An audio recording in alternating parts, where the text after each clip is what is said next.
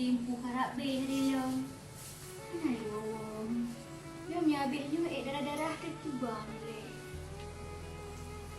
Kawan mak nak jadi ni coba.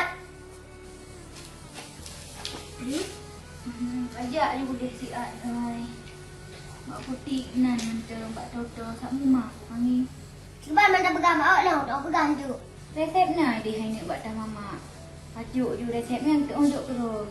Ajak je mek leh. Tak berat mama kau. Jom mak dia nak jadi. Buat mak. Bila buat. Tak. Dia bukan dia lektor. Lektor pi, itu resep anda di pun macam api. Dia bukan tulis ha. Glia, glu, gli. Gli. Terpukan ha. Memang mak tak juga doktor.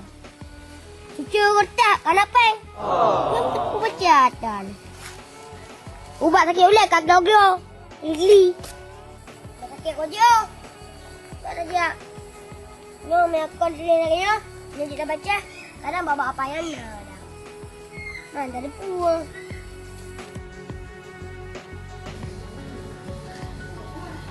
Oh, kalau bocah ni wow dah ni. Ya coba kalau dia tayu namanya. Kedua jam kerja nai wow. Aku nak terah le putih le. Umang kan. Tahu doktor. Saya tahu cara tulis. Baik tadi pula saya tulis lagi. Tak tahu belum bagi saya tadi. Baik macam tu yang bertah yang tapi kakak merasa pula. Maklum sakit pasal dia aku nak ubat. Oh, pusing apa habis dah ke? Siu kalau berobat. Ya, tak tahu dah tulis. Oh, nyot lisan doktor dia. Resep doktor. Kalau depu dia. Punya play depu lisan doktor.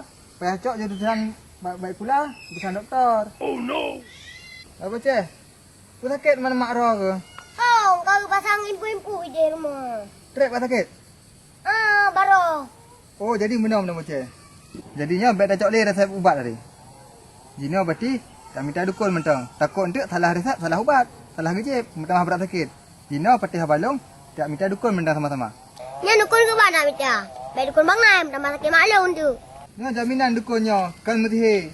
Emang dukun-dukun aslinya. Nya urung merajah, urung pakai doa-doa agaknya. Kan urung pakai mantra jin. Jet. Men begah leron lagi anjut sit pak nak leron zajut. Jina waju, wonyo pegah bak mak, adik kata urung merajah rumah. Bah? Jut. Ha jet, waju. Jut. Yang boleh lihat tak, bah? Jaga mak air moh yang. Jut pak, baik bang.